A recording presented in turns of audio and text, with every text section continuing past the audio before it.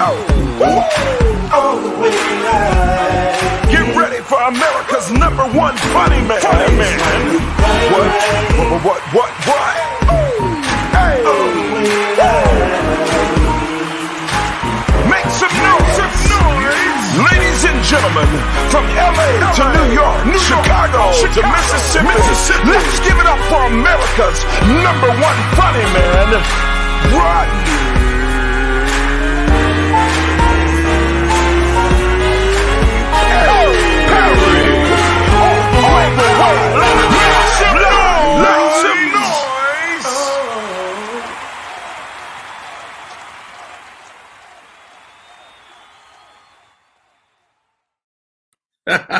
What up, party people? It's your boy Rodney Perry, and you're tuned in to Rodney Perry Live. Shouts out to Young Money, our first guest for the day. Well, not our first guest, but he's already in the chat, ready to rock and roll. Darnell, what up? How are you? Welcome to the show, official YouTube. Thank you for the YouTube listeners, man. YouTube viewers, man. Our YouTube viewership has been growing exponentially, so mad love, mad respect. Really appreciate y'all. I got some top 10s for the day that I want to cover, man. And again, the show is growing, and we can't do it without you. Let's get right into it. My co-host for the day, two comedians I respect immensely. My first co-host, part of the dark skin clan, flat out funny. Like, she one of the people that I had to pull back sometimes. Like, Keith, you can't say that. But you can't stop her. She won't be denied. She will roast your ass, and you don't want to follow her. Welcome to the show, sweet baby Keita. Hey, y'all. What's up? How you doing, Keita? You got your face looking good today. What's going on? Hold on. She done disappeared. Hello. What Keita doing? Anyway, my next co-host had the pleasure of playing the Stardom with her. Funny lady. Very opinionated. I feel like she gonna slap somebody. It's going down eventually. Miss Eunice Elliott, welcome to the show.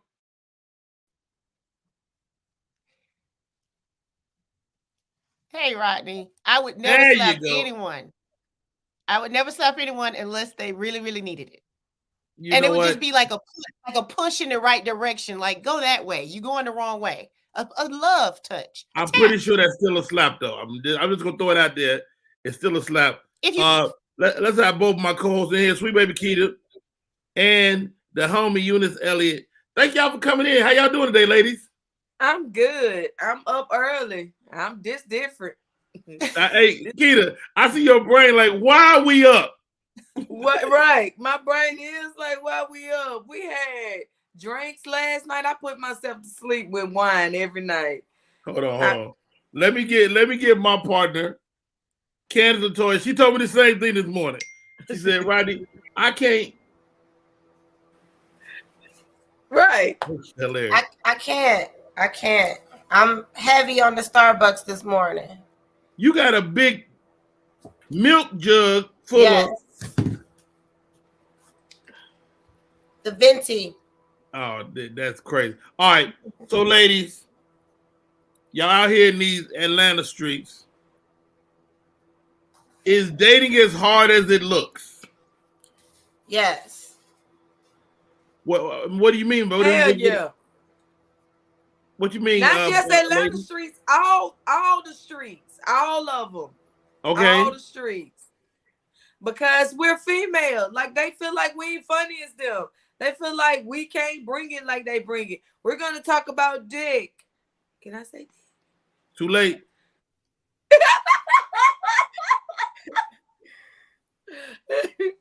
I'm sorry.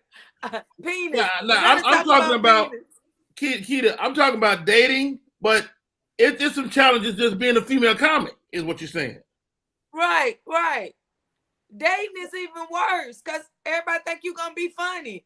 Like when I'm serious, I'm serious. Like when I get off that stage, I'm no longer Sweet Baby Keita. I'm Lakita Chroma, and I'm looking for somebody for Lakita Chroma. I don't want to keep having to. I can't even tell people I'm a comedian. Not till after I done dated them. So wait, if I meet you at a club, how do you keep it away?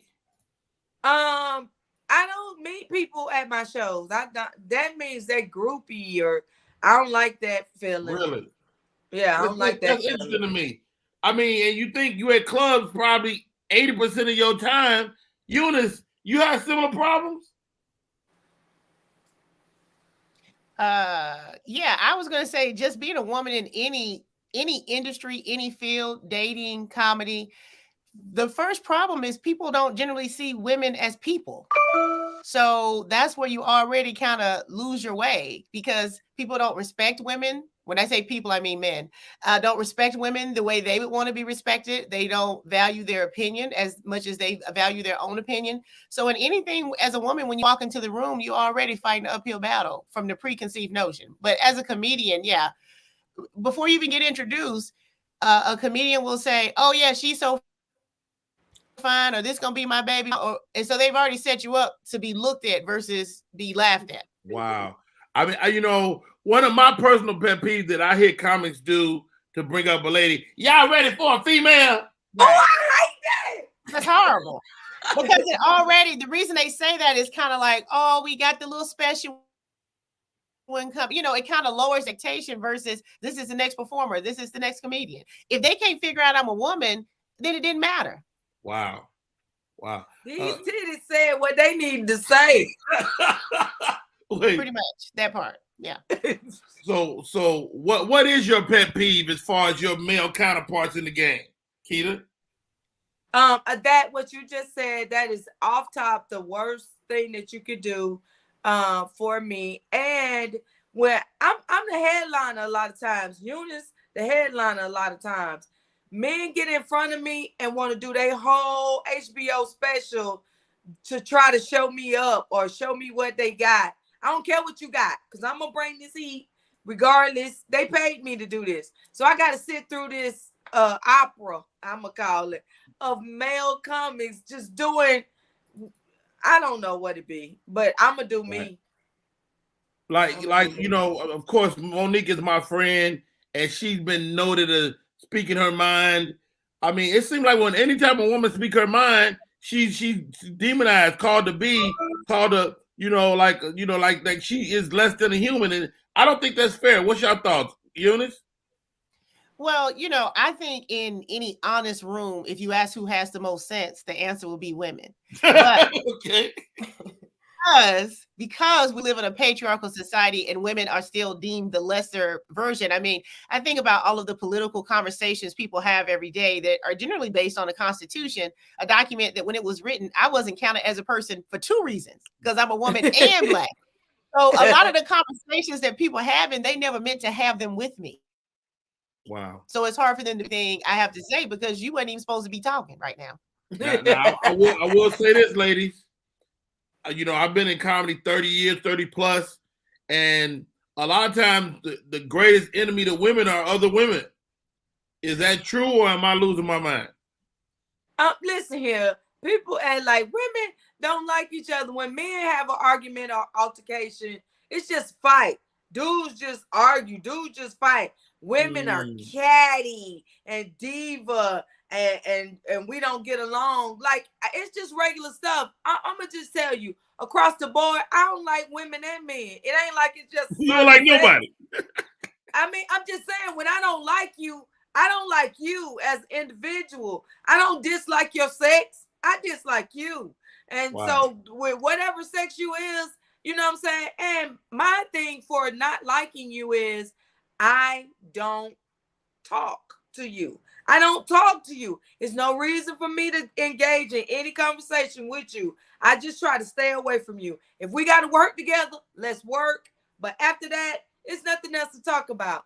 I just want to say this. I know y'all see this baby bed in the background. It ain't mine. I don't have no baby. I'm looking for a daddy. I need a daddy. Nobody else will do. Explain baby dad in the back. I see you got to put a curtain up over the baby dad, Keita. Come right. On. So they can't see what's going on back there. I couldn't make out what it was.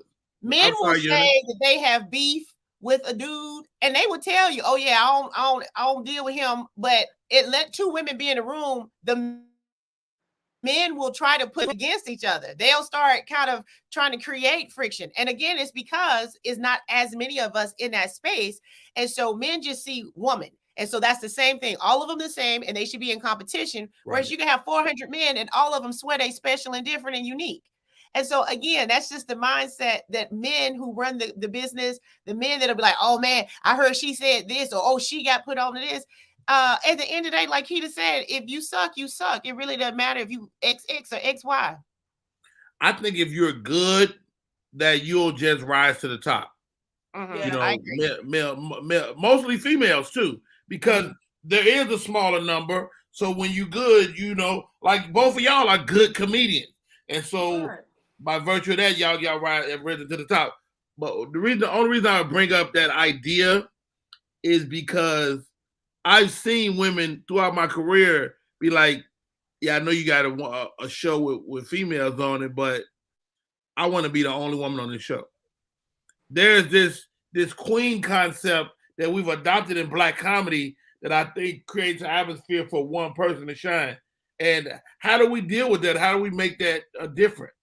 But Rodney, I am certain that you had dudes approach you and say, why you got old boy on the show and not me? Or why you traveling with this male? Right. And not me. It's frowned upon for dudes to say that. Even if they feel that way, it's frowned upon. You'd be like, man, get your bitch ass out of here. Right. So that's what I'm saying. Right. So it shouldn't be remarkable if a woman is trying to get the spot. It's a comedian wanting to shine with another star. And so it's not a woman thing. It's a comedian thing. I want that spot. You should put me on. Right. On that right. You know what? That's more than fair. More than fair. But welcome to the show. My name is Rodney Perry. You're tuned in to Rodney Perry Live. My co-host for the day, Miss Eunice Elliott, and the great sweet baby Keita. Keita, you got something? Go ahead. I just wanted to say, like, men make up stuff. One time I was sitting there talking to a female, and Steve Brown sat down and said, "Sweet baby Keita, you talking to a female comic? I heard you don't like female comics." And I looked around. I said, "Shut up talking to me. You stop talking to me." I'm like, I don't understand. Like, you shut your ass up. You shut up.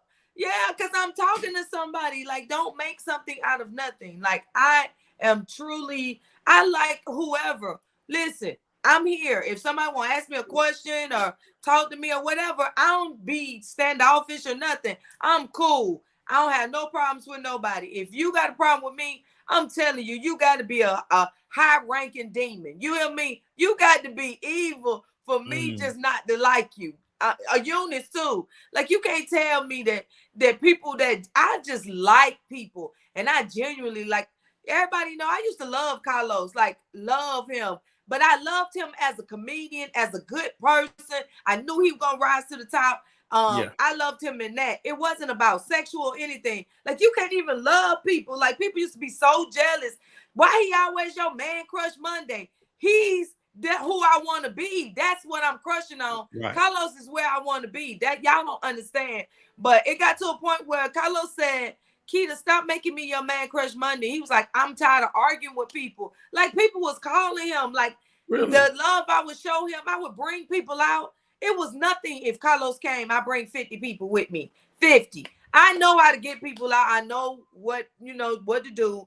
And if I want to make something happen for you, I can make it happen for you. And I wanted to show him some love, and nobody understood it. So now, I mean, I got so much backlash from just genuinely loving somebody and wishing their career well.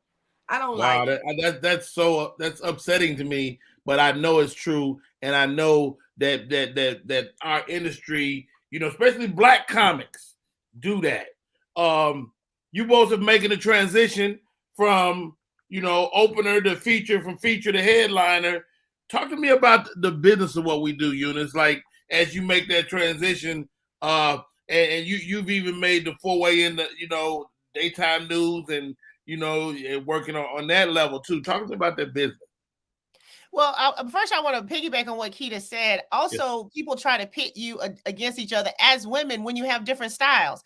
Keita and I have very different comedic styles. I just invited Keita to the Stardome to do a show with me. So funny appreciates funny. And it's not one is better or less than. It's, hey, I want to give an audience a great show, and it's something for everybody on the lineup. But a lot of times people will try to say, oh, well, because you're this type comedian or they're that type comedian, y'all must clash or y'all don't vibe or y'all in competition. So I just want to say, game, recognize game, real, recognize real, and you just want to be entertaining, okay, as a professional.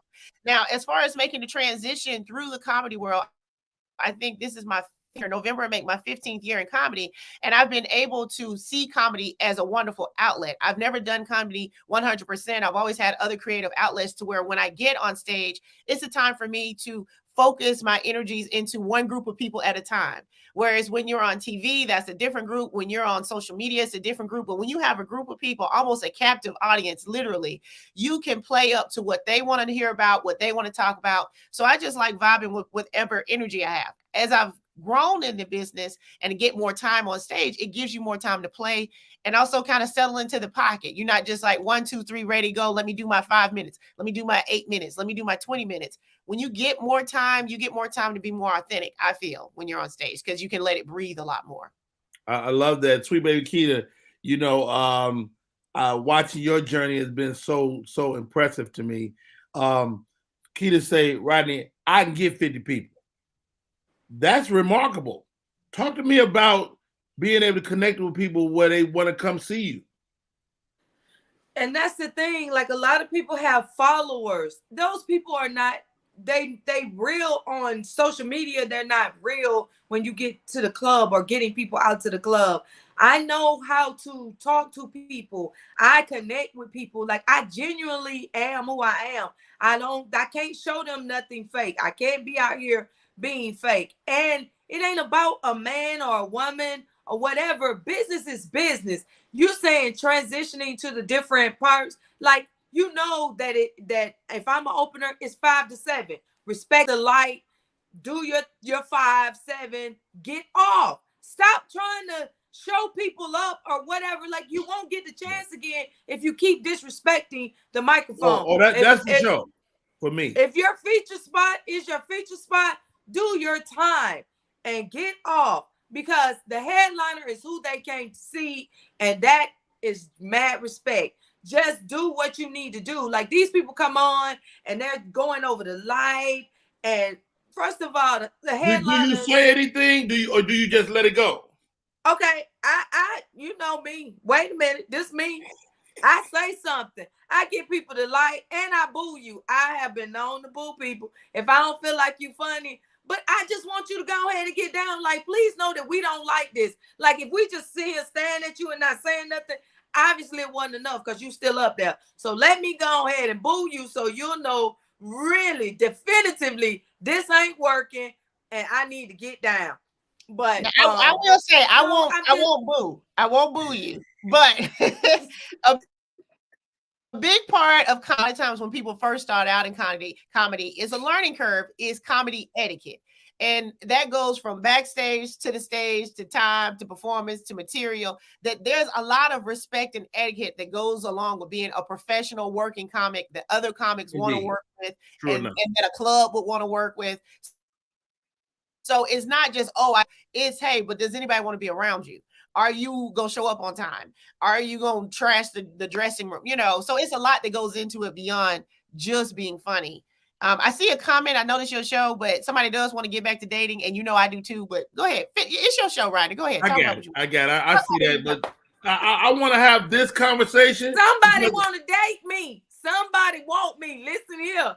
You see these glistening dating. So if you could see these glistening titties early in the morning in the AM, they are open to dating. They like meals. They like I'm gonna tell you something. This is my little thing. I'll be like, my name is Keita. Like long walks. They like long walks. I like long walks and horseback ride. And I say this, and men think it's cute. But one dude, he took me to the Beltline, and we ate, and then we went on this long walk. and it was cool going out, but you got to remember, you got to come back to get to your car. Back. Man, I was so mad. I was like, I need to stop telling people that I don't like long walks. I don't like long enough I like walk. medium-sized walks. Yo, hey, my name is Rodney Perry. You're tuned in to Rodney Perry Live. I got my co-host today, fabulous comedians. And how about this?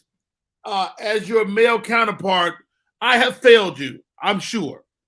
I have failed my female counterparts on more than one occasion by not speaking up, allowing my peers to say crazy shit. So, but, and I'm gonna qualify this with this, and y'all tell me if I'm all way off base.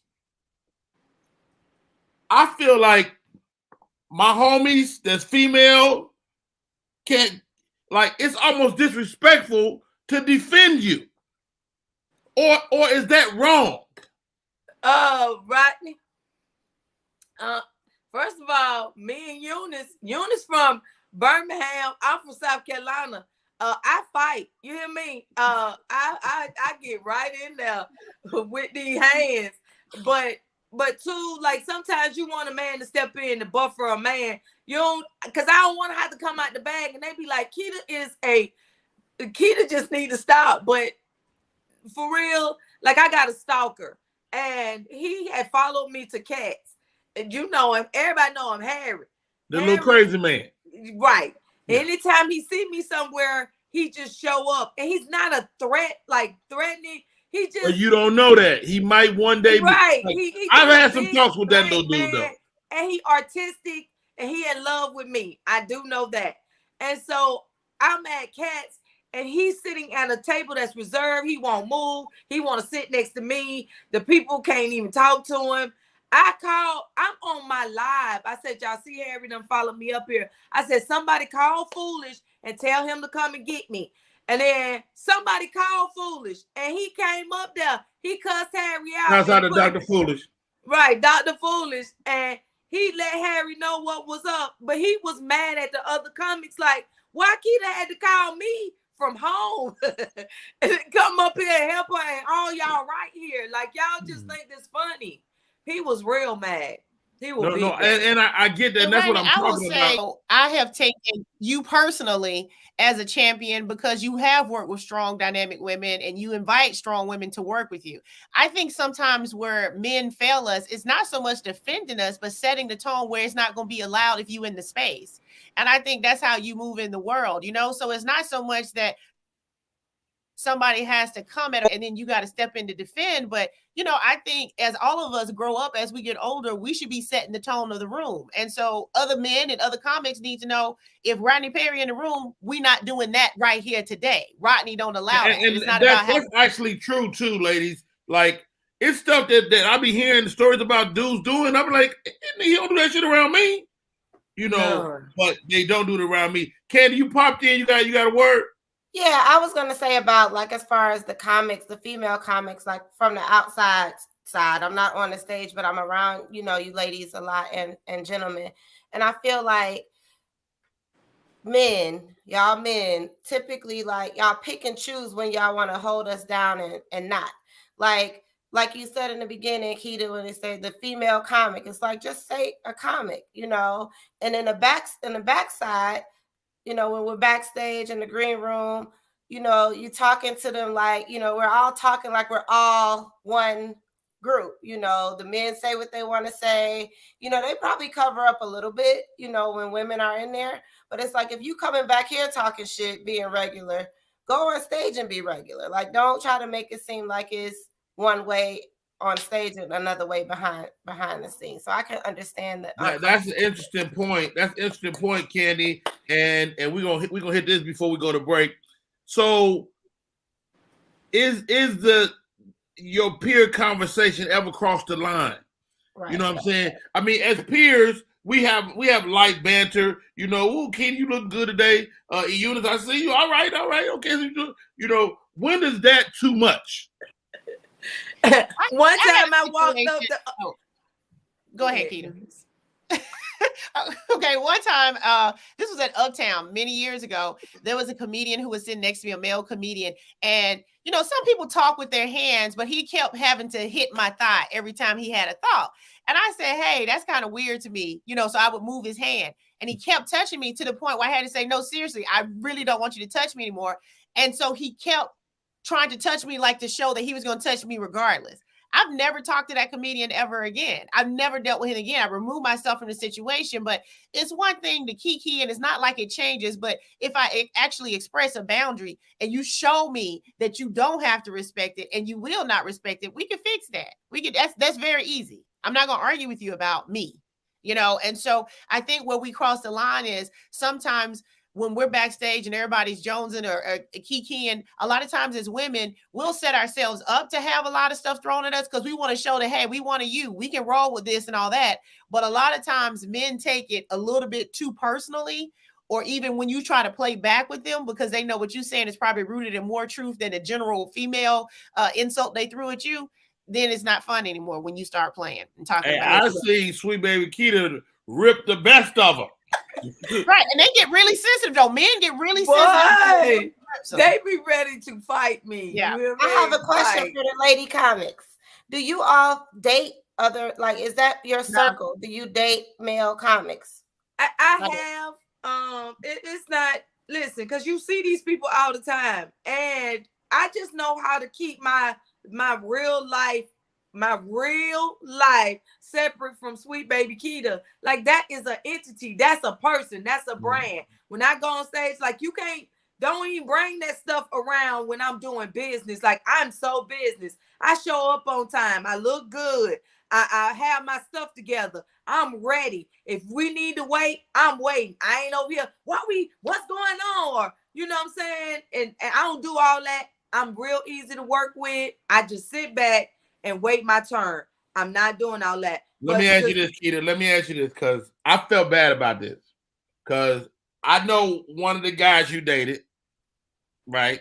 I'm not going to say his name.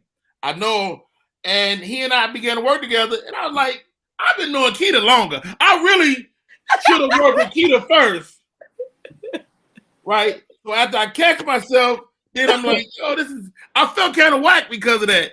Is that whack? Because, you know, I mean, no. Oh, was you asking?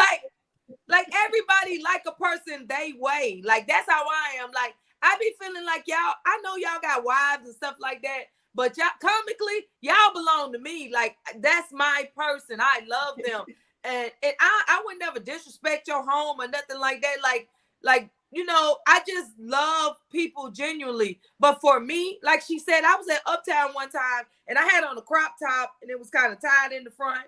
And a comic walked up to me and touched my breast and I said, what is wrong with you? He said, I couldn't help myself. I said, you will when I punch you in the face. You gonna help yourself into an ambulance. Like, it just, like, people, I think they overstepped their bound, and it was in front of the person. Like, I do date a comic, so he out there. Like, I'm like, what is wrong with you? Like, y'all don't have no home training. Like, some of this stuff come back to regular stuff that you should have. It's not comedy at all. It's like how you was raised.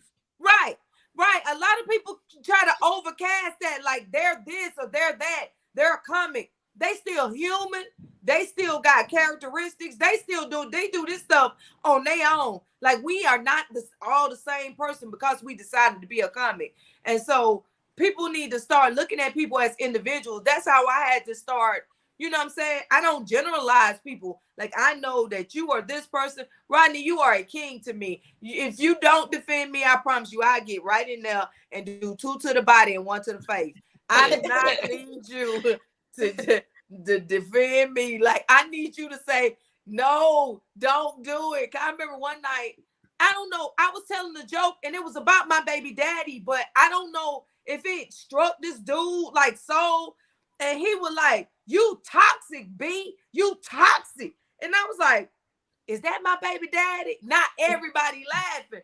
So he started getting up. I asked the girl, I said, is he with you? Is this your dude? You need to get him. Put him back on the leash. I don't know how you handle him in public, but you know, then so she embarrassed. And this dude is coming toward me. And I said, sir, If you want to say something, somebody can give you a mic, but I promise you, you won't last. I'm going to kill you. I annihilate you. I told him. I said, if you think you want to fight me now, after you get this mic and we go back and forth, you gonna want to kill me.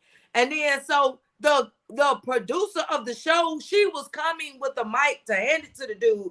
My homeboy ran up and said, no, Keita, fight. Like, put that mic down.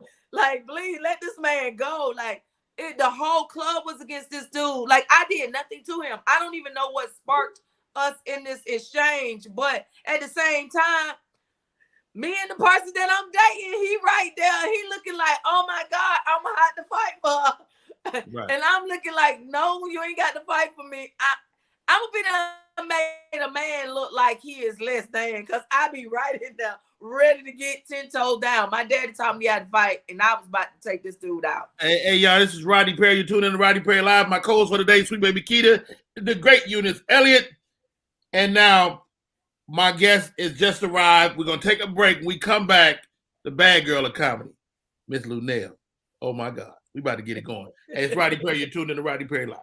Type 2 diabetes can have a big impact on your life, but how can it be prevented? Well, the first step is knowing if you have prediabetes, a serious medical condition that puts you at high risk for type 2 diabetes. 1 in 3 American adults has prediabetes, but more than 80% don't know they have it. The good news is, prediabetes can be reversed, and for many people, healthy changes in their daily routine can make a big difference. Take the 1-minute risk test today at doihaveprediabetes.org. We are back. My name is Rodney Perry. You're tuned in to Rodney Perry Live. I've been friends with this lady for, a long time, man. We were both younger. We were both slimmer. I was there. We were working on a pilot for a TV show.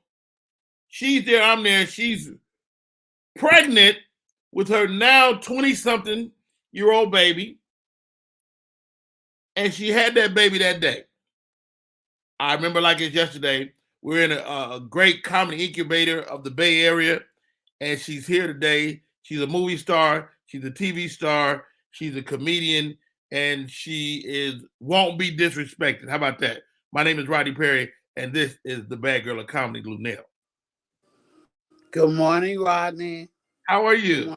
Good morning, everybody. These are literally the first words I've uttered this morning, except for, oh God, when I realized that the interview was this morning. So please forgive my Barry White tone. No, you are always, first of all, Lunell is my friend and makes the best gravy of all time. Period. Period. I mean, she got a little jar of grease on the stove right now, ready to make some gravy. Not as much as I used to. I'm not making anything as much as I used to due to my very intense schedule. But yes. I did buy some pork chops yesterday. I ain't gonna lie. Okay. Man, we've been covering a lot with our lady. Sweet Baby Keita is my co-host, and so is Miss Eunice Elliott. You are very vocal about the treatment of women in this game. You know, good or bad, you know, whether people like it or not, you never bite your tongue. How do our female comedians get the respect they deserve? Oh, you have to earn that. Okay. You have to earn that. And the only way to really earn it is by being as funny as every man in the room, if not funnier. You have to have a following. You know, when we left Oakland and came to LA, we brought all our Oakland fans with us. True. And there's people from probably the town that are watching your show on a regular basis to this day. That's the only way to get respect. Like, I didn't come in to, well, let me not lie. I won't say, I was going to say, I didn't come in this game going, you know, you're going to respect me and I can hang with you guys and all that stuff. I did say that, but that was because my work prove that. Mm-hmm. You know, there's a lot of women in the game, and a lot of women may not like what I'm about to say. There's a lot of women in the game, but there's not a lot of women generating heat. Well, what do you mean? You know? Give me that. I mean, names that are being called in rooms that they're not in. Right. Their But social is media. it their fault? Because if there's some really funny comedians. I wouldn't say it's nobody's fault. It just is what it is. If your comedy speaks for yourself. No matter what you say, no matter how you dress, no matter how you look, no matter who you know, at the end of the day, it's your comedy. Your comedy is what's going to get you the respect, whatever style it may be. I certainly am not throwing no stones. Everybody knows I'm the original bad girl of comedy. I got that name from Rick Sullivan 35 years ago. The trash that I'm talking today is the trash that I was talking 35 years ago when I got into the game, because that's just how I speak when I'm comfortable. Of course, I have a Bachelor of Arts degree in English literature. I can hang with the best of the educators, but the way I speak on stage is the way I speak when I'm comfortable. And I like to be comfortable with my audience, make my audience feel comfortable with me. But what I'm saying is, when it comes to, there's the difference between wanting to be good and wanting to be great. And if you want to be great, you're going to project your comedy in such a way that everybody, black, white, male, female, gay, and straight, is going to want to come and hear what you have to say. And that's, I can't say that for everybody. Now, everybody, what I did find out is everybody, no matter how big or small, even if you're the tiniest little peg on the toe, everybody got their own fans. True. Everybody got their own fans. And just, you know, you got to start there. Like, somebody's got to like you, you know? And, okay, Lunel, let's go back. Because you were maybe the first comic I seen on television. I was in Oakland. I first touched down in Oakland. Oh. And you were on Soul Beat, which really was the precursor to BET. Absolutely. Soul Beat Television Network, for y'all that don't know, was a Black-owned and operated television network in Oakland, California, that served Oakland, Alameda, Richmond, Berkeley, and some of San Leandro. These are cities that all run together, like Compton and Inglewood and, you know, Gardena and stuff like that. Mm-hmm. Chuck Johnson was the founder of the station, and he had it for many, many, many years. Like I said, Black-owned and operated before BET. So another advantage I had, Rodney, is that with me being on television every day, and we were talking about this yesterday, because this was in the era where people were just starting to get VCRs. Yes. And nobody really knew how to program one, so they would tape when they were gone. So literally there was things in Oakland that would not move until I got off the air. Wow. And I would go to the bank and people would be like, I was just watching you. I didn't come out till you went off the air. You know, this was real time shit. Yeah. And when comics would come from around the country to Oakland for the Bay Area Black Comedy Competition, 90% of the comics that came in from other states, I was able to interview on my television station. That gave me an advantage when I came to LA, because I already knew everybody, even though I was not from Los Angeles. Right. You know? I can't really say what the formula is, because the formula is different for everybody. True. The road is different for everybody.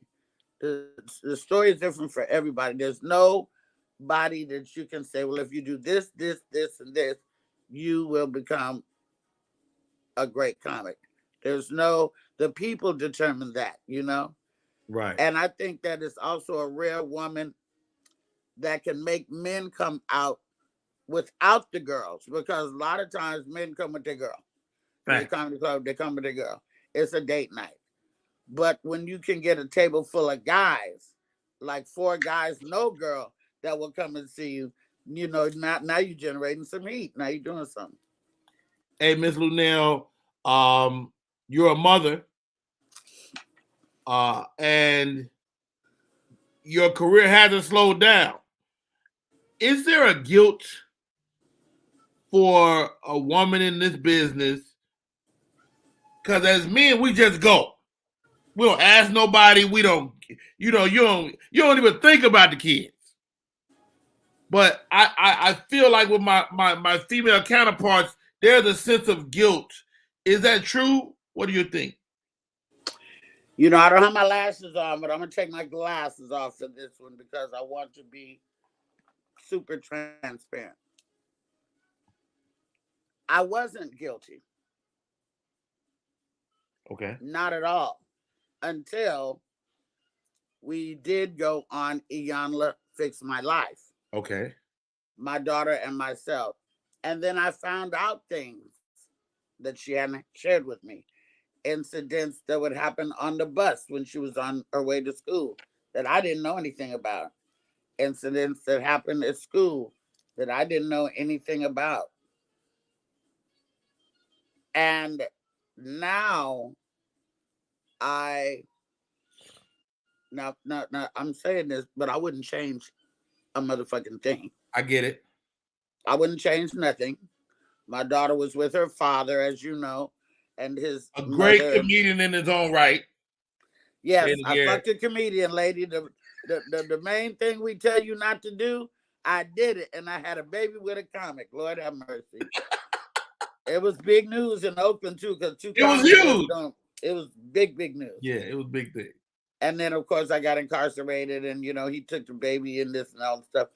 I wouldn't change a thing because every sacrifice that I made got us to where we are now, which is very comfortable by myself.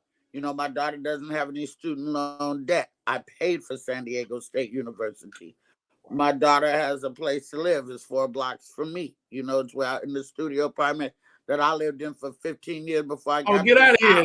That was a spot. That's my gravy spot. Yes, and my daughter and my daughter came from college and she had her boxes. I was like, no. The studio down the street, down yonder. And so the guilt that I don't have, I will have if I have a grandchild. My goal is to not be on the road when I have a grandchild. I had a daughter without my mother. My mother passed a month before I got pregnant. And that's why I was in denial for like 5 or 6 months. Really. But my daughter's going to need some help. And I'm the one to help her. So I can't do that if I'm doing Thursday through Monday out of town. So my prayer after this Netflix special, which I'm doing, I think next month. Thank you. My prayer is to get the opportunity to have a show, be on a show, or get my late night show. You know, I want to be the next Black woman in late night. Because at night, it's just white man after white man after white man after white man after white man. It's a snowfall at night. So I'm trying to disrupt that. You know, we had Monique. Of course, you were there for that. And we had Robin Thede. But I think that I was really born for it. And you know, you were there. I've been trained for it for 40-something years. That's a Talk fact. shows is what I've had all my early career. So my goal is to have my late night talk show, be able to be in town and help my daughter. If they need to come to my dressing room and hang out with me while I'm at work, fine. If I need to, get to them quickly, I can do that. Fine. That's my goal. I don't want to be on the road when I do have grandchildren. I'll say this, Lunell, and I say I'll probably do comedy the rest of my life, but I don't want to have to. You know what I mean? I want to go out maybe once or twice a month, maybe. But as I see every fit. Week grind. But yes, not ma'am. Every week grind, no. And you've been around the world touring as Lunell alone and touring with the great Cat Williams and touring I mean, you've been every place a person could go. How much do you love comedy? I always feel like this. I feel like you shouldn't do it unless you feel like you'll die if you don't do it. Not a jewel. Didn't you give him a jewel? You shouldn't do comedy unless you feel like you're gonna die if you don't do it. Yeah. And I love comedy more than I love relationships. I love comedy at times, obviously, more than I love myself. Wow, ain't that something? I love, I'm a comedy purist, which makes me kind of snobby sometimes. I watch every documentary from Lenny Bruce on out. Kevin's got a great documentary on now called Right to Offend on A&E. It's fucking excellent. Guy Torrey did the documentary that we're in, Fat Tuesday. Excellent. I watch documentaries on Lenny Bruce. I watch documentaries on moms. And that's what I feel is missing from some of the people in the comedy scene today. They don't research. They don't even care. Wow. All they care about is followers and likes and filling up the room. And the room could be filled up for many reasons. The room could be filled up because they love you on Instagram. The room can be filled up because they like the way you look. The room could be filled up because you have a point of view like they do. Or maybe you're in the same community, maybe LGBT community. The room could be filled up for many reasons. But I only want the room filled up if you want to hear what I have to say. Wow. Hey, this is Rodney Perry. You're tuning in to Rodney Perry Live. We're talking to Lunell, the bad girl of comedy. Lunell, I got two co-hosts on today. It's no accident. I want to give them an opportunity to chat you up and ask you a question or two. I'm with Miss Eunice Elliott and Sweet Baby Keita. We are on with arguably one of the best comedians of our time. If you could ask her something, Keita, please, you got the floor.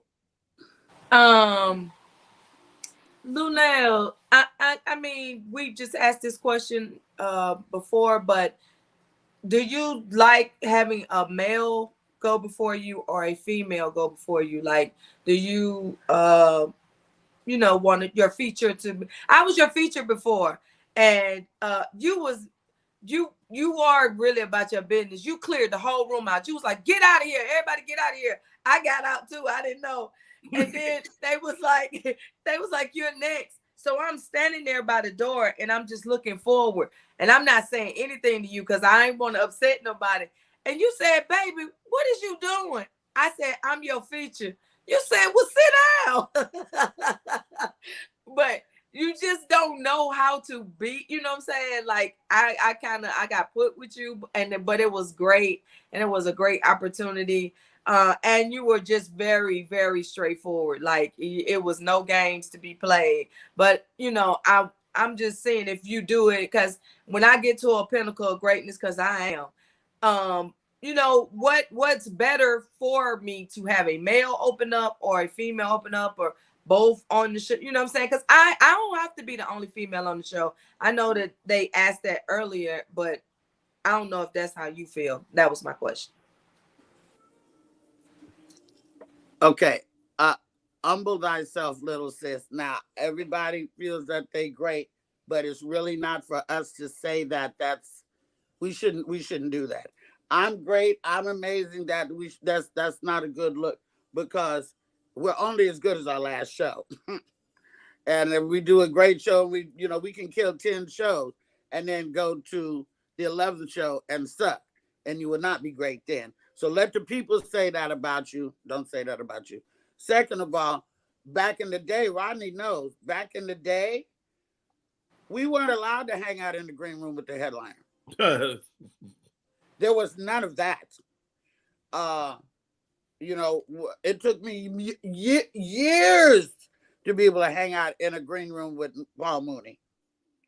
It took me years to be able to hang out in the green room with DL. And we were peers. We started at the same time. So there was that. And you know, I just get kind of close to public with a lot of people in, but of course, not you.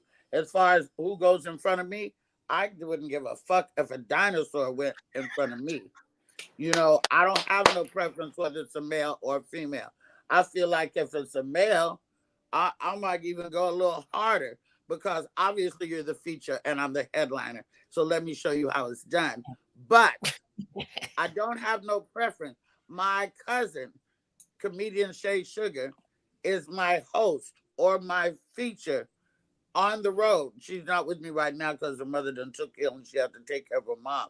But the woman who travels, I got a chick who travels with me. I don't have no preference whether it's male or female. I'm here to do my job, and I'm really not concerned with the person in front of me, except I do like to listen. See, a lot of people don't listen to the comic before them. Then you make the mistake of coming out and talking about a subject that they already talked about. So if there's a speaker in the room, I always try to listen. I may not be watching, but I always try to listen to the comic before me. As if they're talking about Obama, and I've got Obama material. Well, no, I'm not going to do it because the audience is going to be Obama'd out. And you also have to have such an arsenal of material that you can change on a dime. Agreed. You can be like, oh, I was going to talk about this, but I'm not going to talk about this. I'm going to talk about that. And that shouldn't throw you. You should have that much material and that much improvisation skills to be able to flow with the thing. So I don't have no preference. Eunice, what you got for the bad girl? Good morning, Miss Lunel. I want to say for the people in the comments who are obviously enjoying all of your wisdom and dropping jewels, I would like to say, and I know you don't remember, that when I met you, I interviewed you in Birmingham, Alabama, and you had on all your beautiful jewelry, and you gave me that yellow bracelet that I do still wear. So she gave me her actual jewels. Yes, thank you. Okay. But what I want to ask you is, that must have been a very special day. I believe it was. You smelled wonderful. You told me about how you like to leave a scent in the room. You smell beautiful, and you gave me that beautiful bracelet, and you killed it at the Stardome. But what I want to ask you right now is, how have you enjoyed transitioning into social media? Because I know you have lived on the stage for so many years, and now you get a chance to connect with so many more people that may never see you in person through your live videos and through social media. How do you feel like do you enjoy that, or how do you feel about social media and comedy, and your comedy too? Actually, I do quite enjoy it because, you know, we have all types of fans. We have blind fans. We have paraplegic fans that will never be able to come to the club and see you. And they've watched your movies or watched your TV shows over the years and would love to come see you, but they can't. This is a way I really, really, really, really, really connected during Corona. Mm-hmm. That's when all these shows started. Now, I was doing social media before, but I gained a new audience doing my YouTube show during Corona shutdown. I like to go live. I like to see people interested in what am I eating or how did I get my lashes on, which I obviously didn't do this morning. And I like to talk back and forth to them. It's a way to let the people in the town that you're going to tell folks, and they'll spread the word. Social media has a lot of great things about it, and I have embraced those. Social media also can be a very hurtful, dark place. Yeah.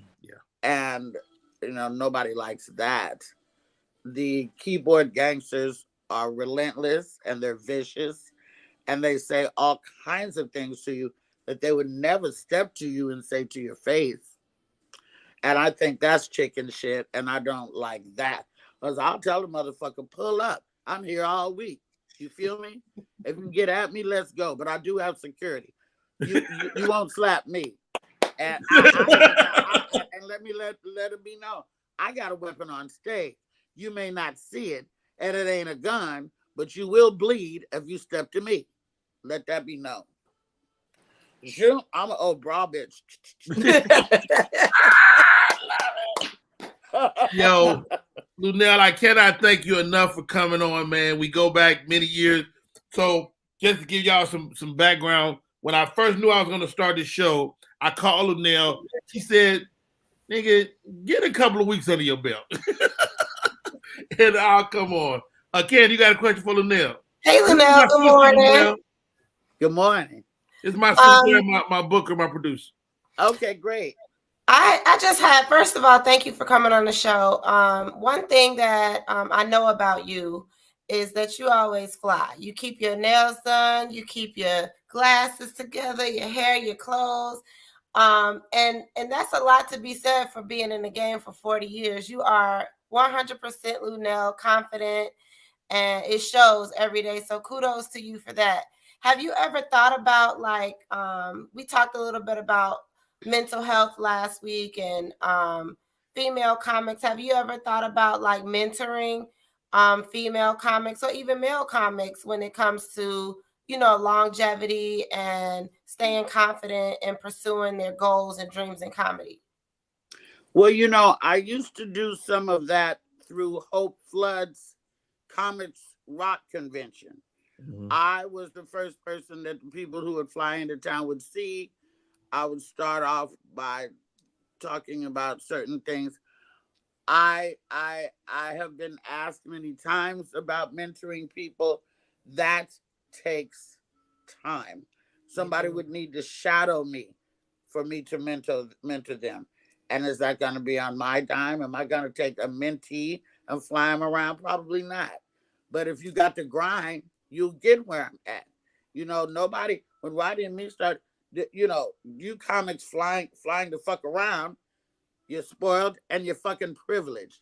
Because Rodney and me, when they started Comic View and shit, there was motherfuckers driving 4 deep from New York City to fucking Gardena, California to be on Comic View.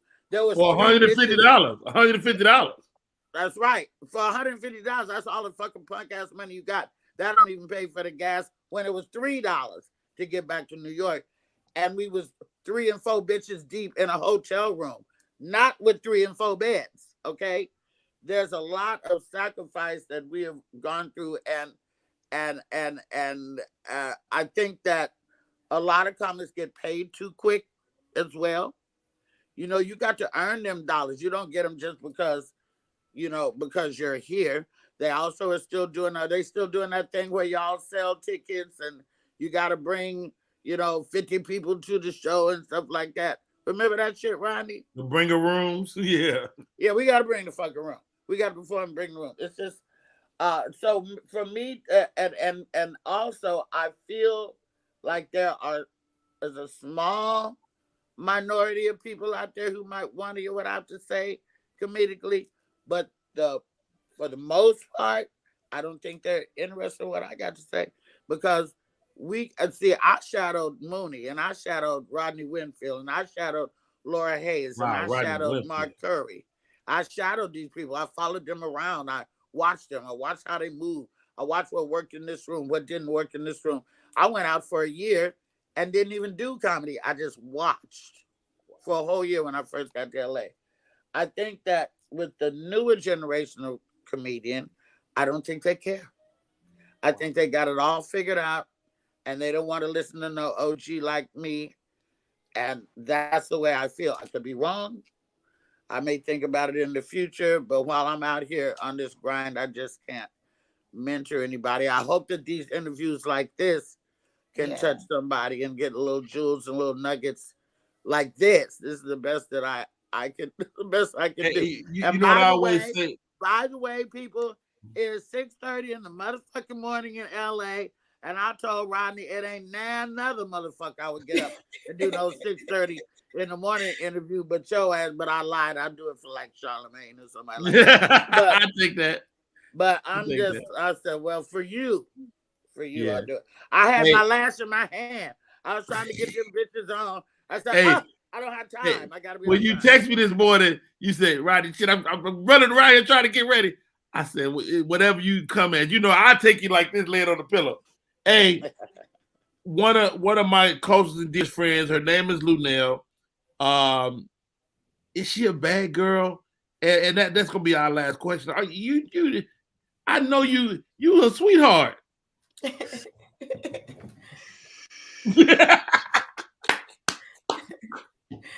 But no, I will say, Rodney, I was very intimidated meeting Luenell, and she was so genuine and so authentic and so sweet that even in the bad girl, she's authentic. And I think that's the beauty of someone like Luenell, is that she literally is every woman, and she has the gift to be able to share so many parts of herself online, on stage, and I think that's why we love her.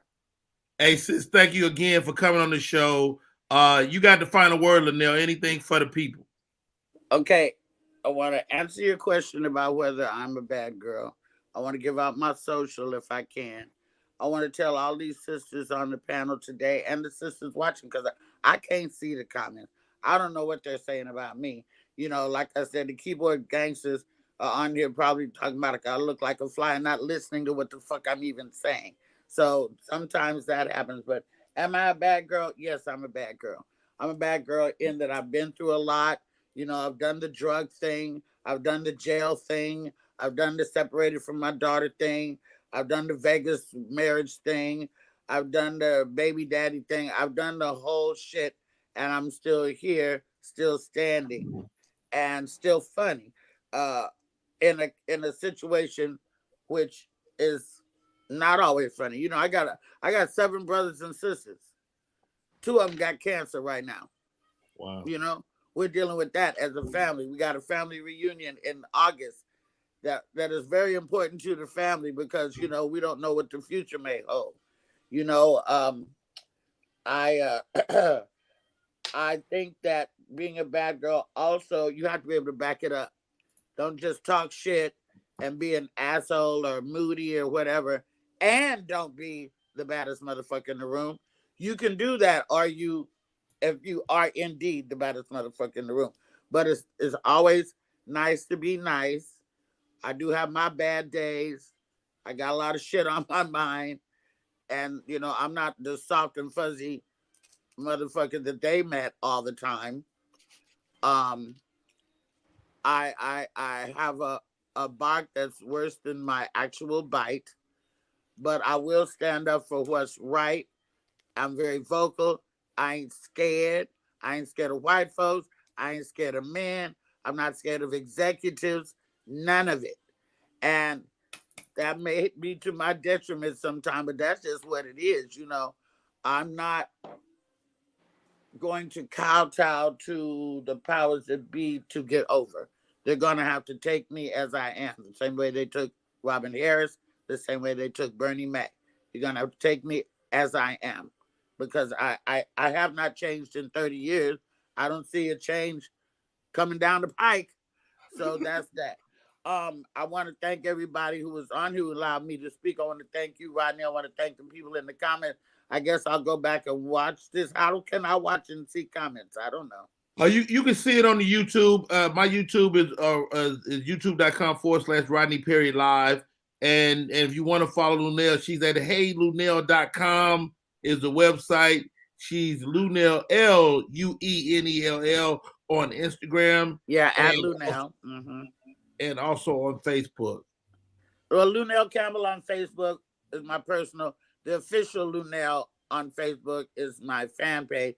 At Luenell on Instagram. HeyLuenell.com is my website for a comedy show, dates and tickets and merchandise and clips and pictures and stuff like that.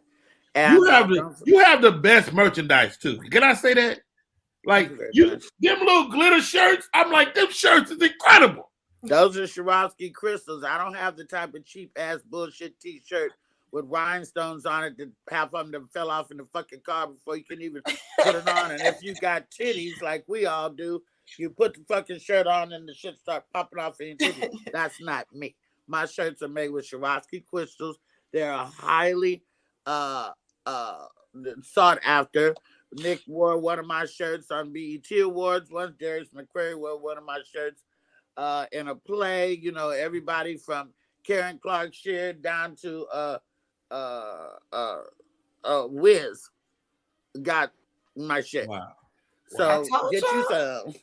Get you some. I told y'all Lunel be fly. She fly every day, every day, every night, and with her merch. I love you, Lunel. Thank you for coming on, sis. Thank you, ladies. I hope Thanks, to see Lunel. you, sweet baby Keita. I hope to see you, Eunice, again soon. And Candace, thank you for Rodney. I love how you got the women executives on your team. You know what time it is. Yes, ma'am. Hey, y'all, we're going to take a break. My name is Rodney Perry. You're tuned in to Rodney Perry Live. We'll be right back.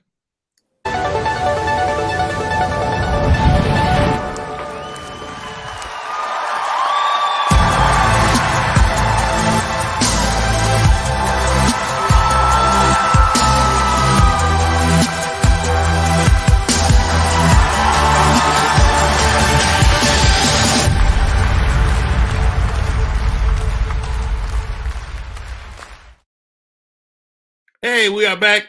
Hey, Candy, play the top of the hour.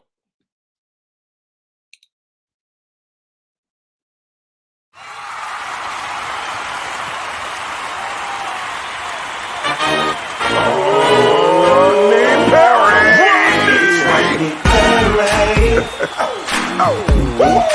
All the way live. Get ready for America's #1 funny man.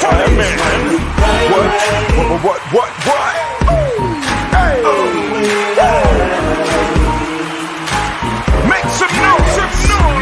Ladies and gentlemen, from LA to New York, Chicago to Mississippi, let's give it up for America's #1 funny man, Rodney.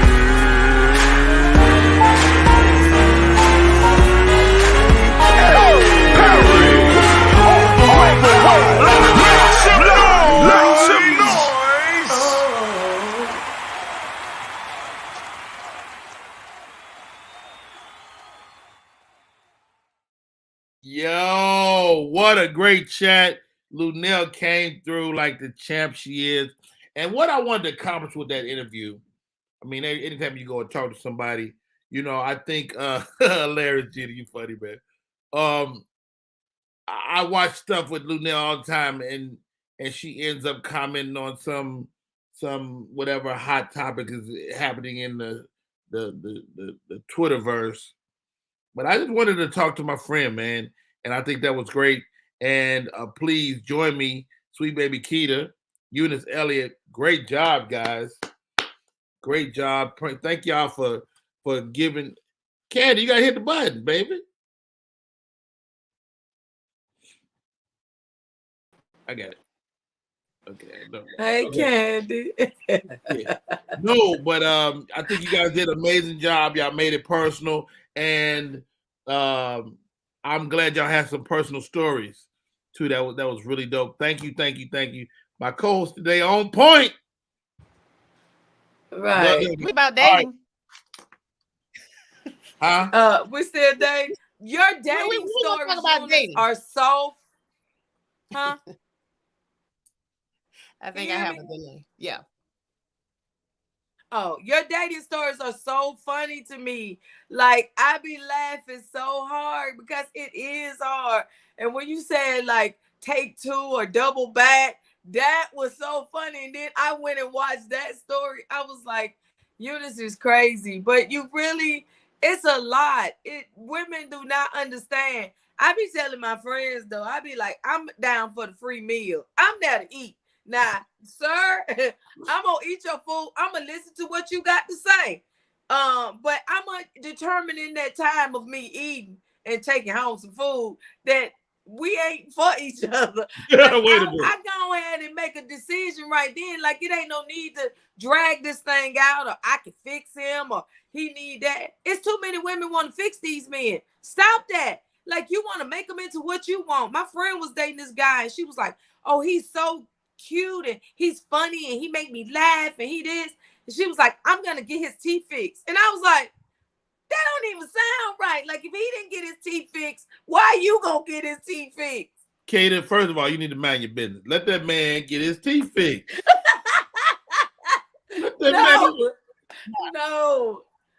I feel like a lot of times women fix up men, and once they get that little confidence, that little then they leave you and want they think somebody else really want them. But They let me didn't say, you.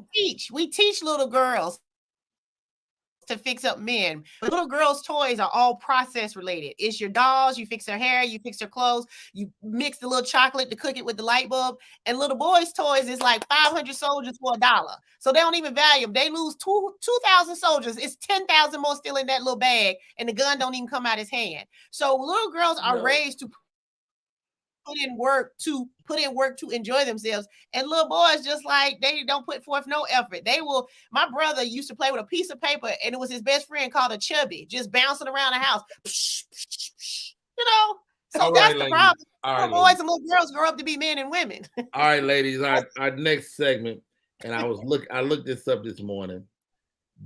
Top 10 best soul food dishes. All right. What do you think is on the list? What's not on the list? Eunice. I'm gonna say number 1 is neck bones. Neck bones ain't on the list at all. I was torn between neck bones and macaroni and cheese. I was torn between macaroni and cheese. Mac and cheese is definitely on the list. Neck bones is not. Sweet baby Keita, what's on the list?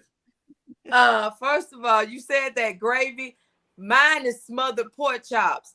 Sylvia's have the best smothered pork chops ever in life. Anytime a pork chop is submerged in gravy, God has blessed it. Okay, smothered pork chops is not on the list. Let me go down the list.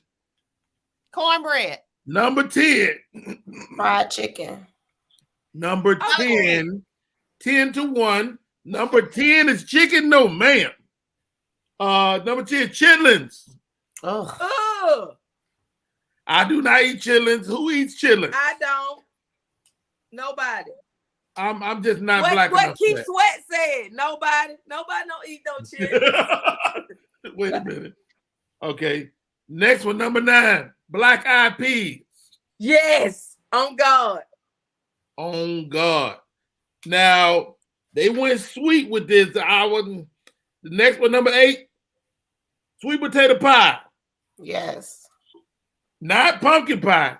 No. Black folks don't eat pumpkin pie. There's a big difference. There's a big difference between sweet potato and pumpkin. Big difference. Miss Eunice, you said this one? They eat a good chitlin. Shut up. Anything that come in a mop bucket, you shouldn't eat it. Yeah. Next one, cornbread. I said that one. Do you like your cornbread a little sweet? Yes. A hint, not like real sweet. No. It depends. If I'm taking it and eating it, mushing it up in my greens, it don't have to be sweet. That's stopping. You don't even know the word. Let me tell you something. Y'all young folks, man. You gotta stop that. Stop that. I don't need my greens cornbread to be sweet. But if I'm just what do y'all know about hot water cornbread? Yeah. You cook it on the stove in a cast iron skillet. Like a pancake. With a little grease. And I haven't had hot water cornbread in years. Honorable mention to salmon croquettes too. Speaking of, that's much. Wait, Keita, tell me how you do a salmon. Give me the salmon croquette recipe. First of all, I have a secret ingredient to all my stuff, but everybody they either choose to do it with cornmeal or do it with flour. I make mine with pancake mix. Ooh. That is my secret ingredient. Oh, that sounds like fun. Turn out golden and fluffy. Oh my God. Everybody, I would bring salmon croquettes to work. My friend took my plate and said, I'm gonna give you the money. You go buy you something for lunch because I'm gonna eat these. I'm eating these. That's interesting. That sounds interesting. Pancake. All right. Number 6, fried catfish. Definitely. Yeah. Fried catfish is on the list. I wouldn't think of it as soul food, but fried catfish is absolutely soul food. You don't think so, Eunice? I think it's kind of a general, like everybody eats fried catfish, I think. I don't know. You may have a point. All right, moving on. Number 5, red drink. Shut up! Red drink. If it ain't Kool-Aid, it ain't soul food, if it ain't Kool-Aid. But that stuff to be in the gallon jug is red drink too. Uh-huh. Who now? Where did you get this list from, though? The internet. His cousin. Well, then it must be true. It's got to be true. You got it on the internet. It must Right, be true. Eunice, that part. All right, after red drink, they bring in peach cobbler. Yeah. My peach cobbler got to be buttery. And I'm going to give y'all this quick story. So when my mom passed, right, the peach cobbler recipe we thought had died with her. Right. And come to find out, she had passed the recipe to one of my daughters, my daughter Rochelle. Nobody knew. And so Rochelle comes home for Thanksgiving. She's in the Navy. Comes for Thanksgiving. And she's in the kitchen tinkering and doing stuff. And she pulled out this peach cobbler. When I tell you I cried like a baby, I tell you, because you know, you connect certain things with people. Like that flavor, she had hit it dead on. It had enough butter. It was perfect. And she's like, Daddy, just try it. And man, it was like my mom was standing next to her. You know, that is a beautiful story. Yeah, it was story. Beautiful. I love that. Sweet. Yeah. All right. Number 3, mac and cheese. Okay, but does it have to be baked? Because I see people debating about, can you make mac and cheese in a crock pot? Does it have to be baked? Can it be in a pot? I don't know. Let's talk about that. Let's talk about it. Eunice, how you do your mac and cheese? I don't do it. You don't do it? Good answer.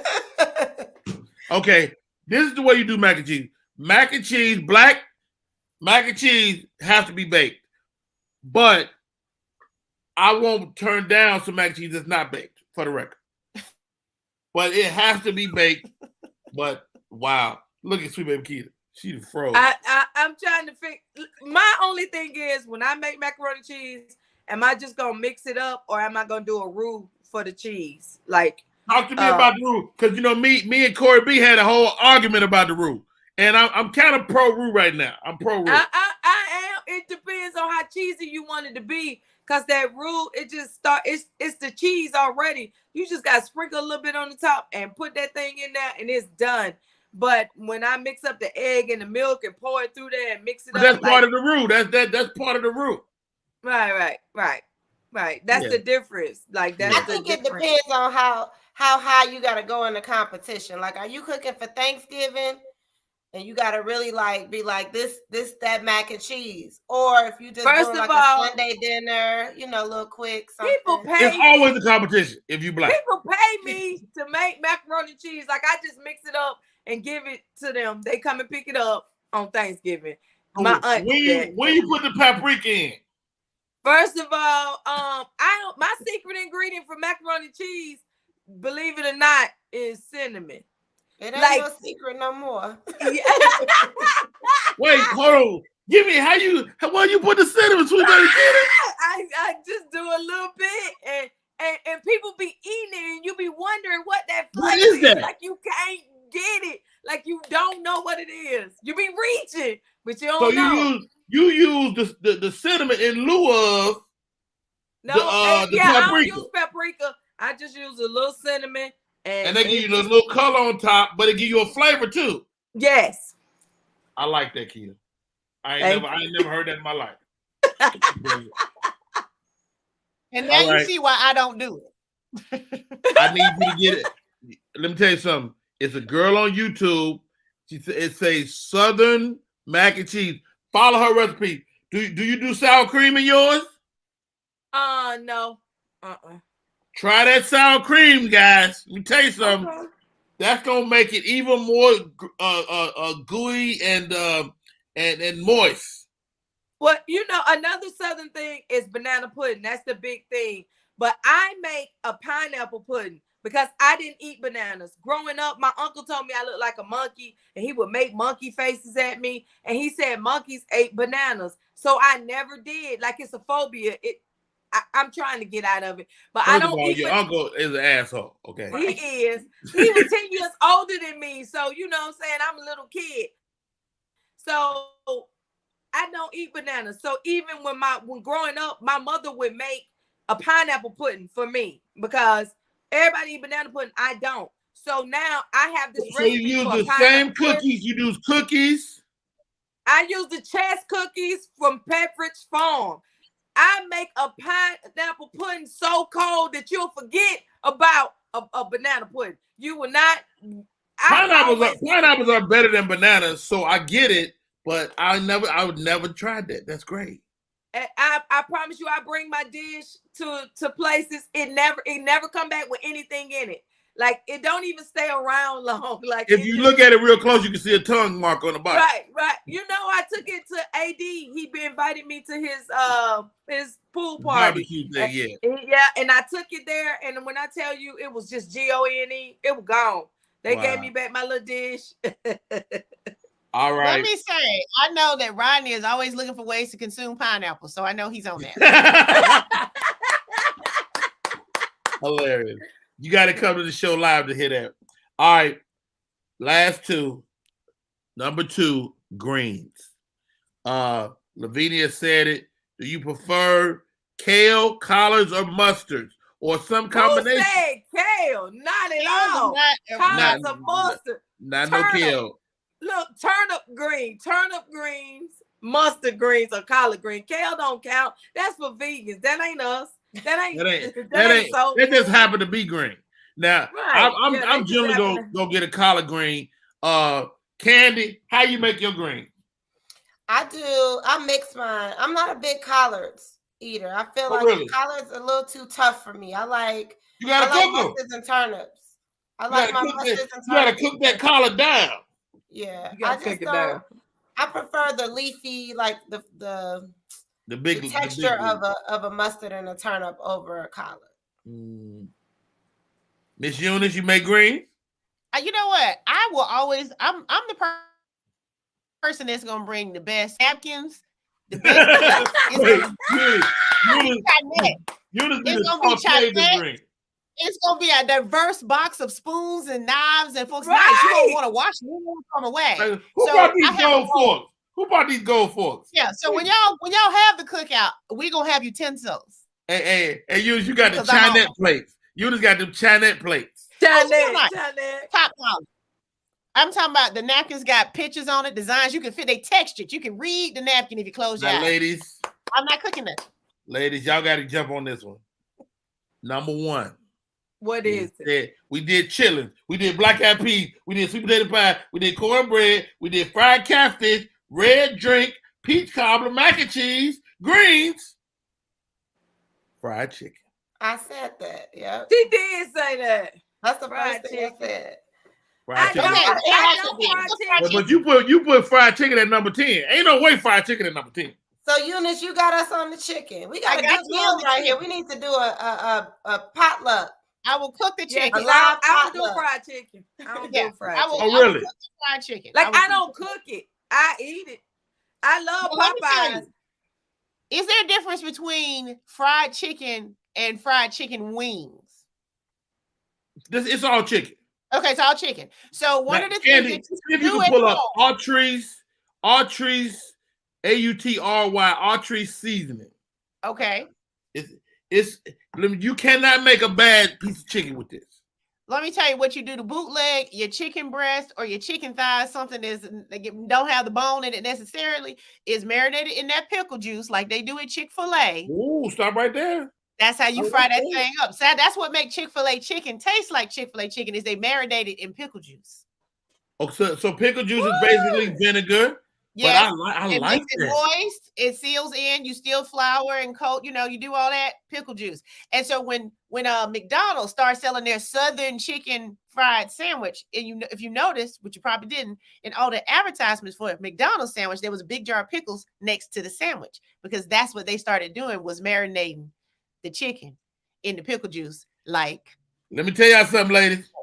This stuff right here, House Autry seasoning. It's a seasoned flour. You cannot make a bad piece of chicken with it. Oh, okay. Oh, I never had it. Do yourself a favor. Let me take this. What's this thing? Can you fry fish with it too? They got a fish one. You see where they got chicken right there? They got one that make fish. They got another one that make hush puppies. Oh, wow. All right, you can take it down, Candy. Do yourself a favor. Get you that house archery season. I swear to God. All right, I got a real quick one. I was appalled at this list. Top 10 hot sauces. Tabasco. This gonna be all wrong. Tabasco is definitely on the list. Frank's Red Hot. Frank's Red Hot. Frank's is on the list. Texas Pete. I put that shit on everything. Louisiana, Texas Pete. The Texas Pete is on. Eunice. Okay, I'm gonna go what you think Eunice would say. It might not be on the list. It might be. It's a lot of stuff on this list. People use sriracha as hot sauce. Sriracha's on the list.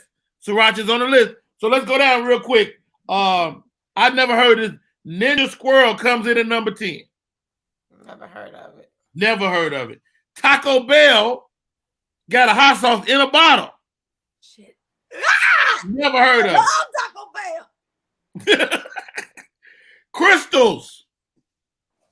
This ain't fair. This ain't fair. Never heard of none of these. You ain't never heard of Crystals? No. Crystals is a decent hot sauce. Keep going. La Cantina. It's Mexican. What you said wasn't Mexican, wasn't Spanish. Not at all. You're right at all. No habla español. Texas Pete. People will fight you over Texas Pete. Right. All right, Texas Pete.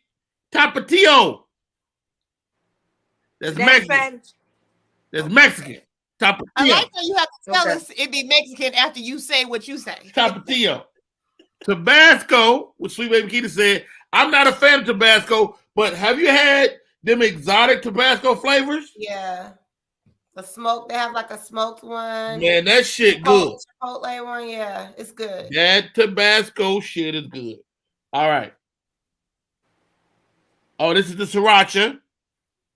What number is sriracha. What number is sriracha? That is 3. Okay. Frank's hot sauce. Put that shit on everything. Is at number 2. And get this, guys. They got Cholula at number 1. Wait, Louisiana wasn't on the list? Louisiana wasn't on the list, but I put it on as an honorable mention. Louisiana was not on the list at all. No. What kind of white person made this list? This is made by white people. I looked it up 3 different times, and I got mad that Louisiana, because all we use in this house is Louisiana. Yeah. Not me. I use Frank's. I want to ask about red drink. Frank's is good to make like buffalo wings. Frank's is buffalo wing sauce. Yeah, they have a specific buffalo wing sauce. But let me ask you about the red drink that made the other questionable list. If you could choose between red drink and grape soda, which one you gonna pick? Between red drink and grape soda. Red drink all day. Red drink? I would pick grape soda. Really? Now you know grape is a black flavor. It is a great knee-high. Knee-high made all the best, whatever flavor it was. Let me tell you something, Sweet Keith. I'm glad you said that. I'm gonna tell you why. When I was growing up, my granddad owned a funeral home. He had a soda machine in there, and it only had knee-highs in a bottle, glass bottle. Ain't no soda better than the glass bottle knee-high. Right. Right. Oh, wait, I got something. Peach or orange. Right. Grape. All of them. I like the way you said they make the best whatever it is, because it probably ain't no real fruit associated with none of these. I got me some liquid death. Talk about this, Rodney. Have y'all heard of this? What is? No. This is spring water. It look like a malt liquor can. It do. This is spring water. They have a steel one and a bubbly one. It's a great spring water. We trying to get a sponsorship from them because I need them to give me some money. It's really good though, and it's good to come out. The idea is that they put it in an aluminum can to make it more recyclable. So the idea is deaf to plastic. It's a bit strange drinking water out of a can because I don't think I've ever done that. So it like I feel like it may take some getting used to. When it's cold, it's cold though. It's That's cold. what I like. It's good. It's Why really do good. Candace sound like she telling her story on Law and Order how she got molested? It's strange that I'm drinking this water out of a can, and then you slide down in the shower crying with tears down your face.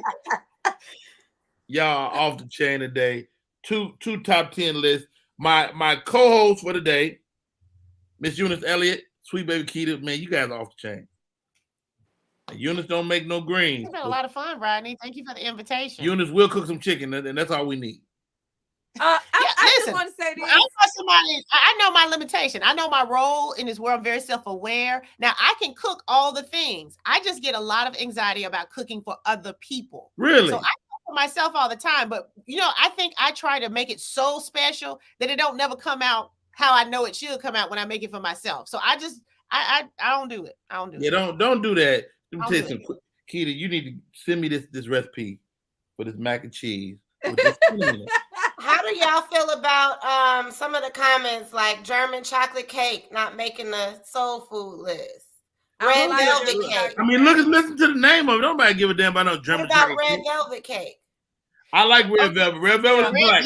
No. Cream cheese with cream cheese frosting only though. You can't just put white frosting on red velvet. It has to be cream cheese frosting. Cream cheese. No, have y'all tasted Trick Daddy's blue velvet cake?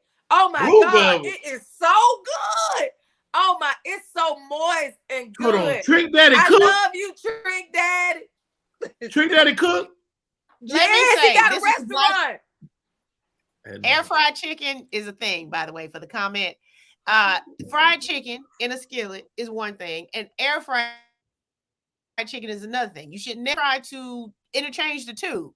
But if you like fried food, but you don't need to consume as much fried food, then put it in the air fryer and it's delicious. You don't even have to coat it. So do that stuff work in the air fryer, Rodney? No, you gotta fry this. Yeah. Okay, but they have a special mix for the air fryer. They have a separate mix special. You can put some catfish in this different kind of mix for the air fryer and it will come out crunchy and it's perfect. Get out of here. I wouldn't mind trying that. It's really good. Catfish in the air fryer with that coating.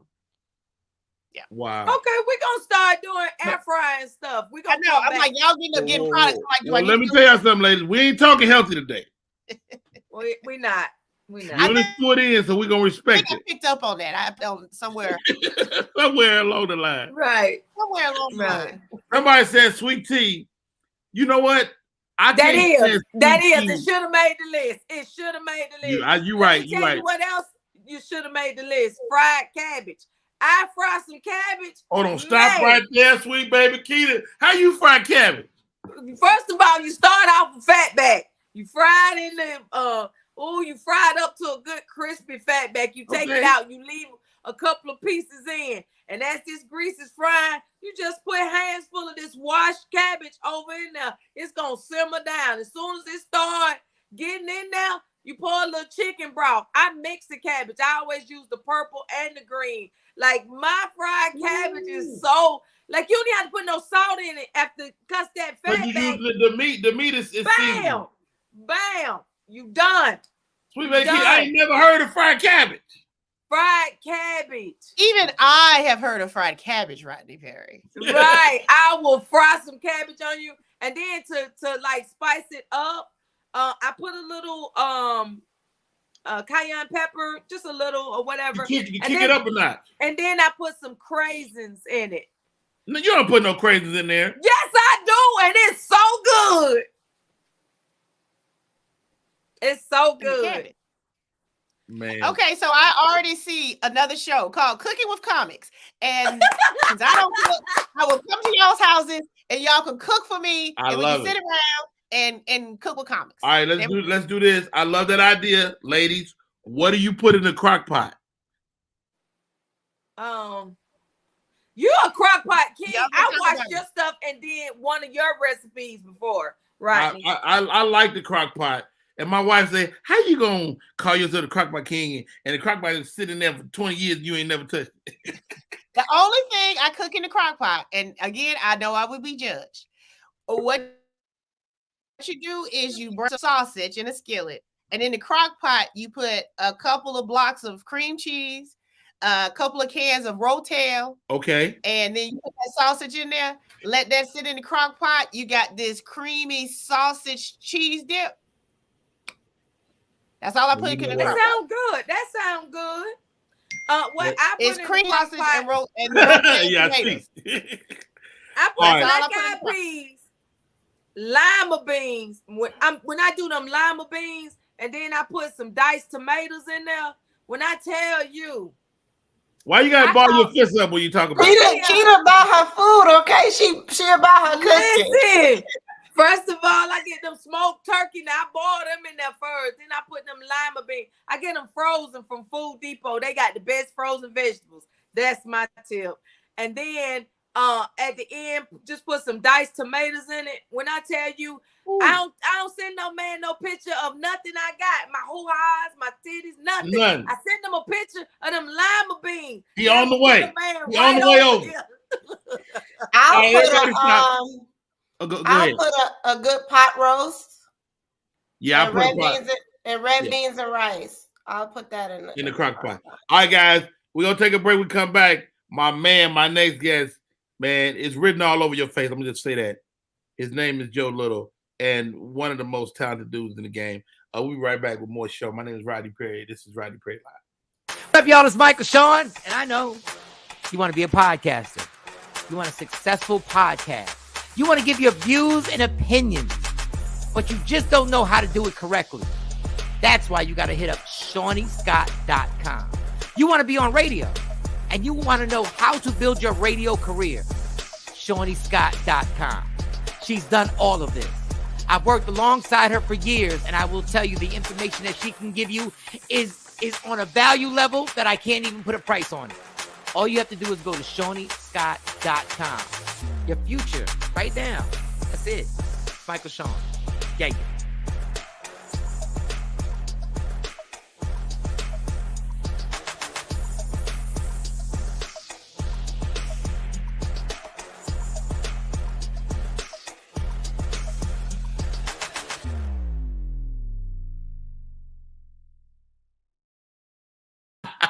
What up, y'all? We are back in full effect. My name is Rodney Perry.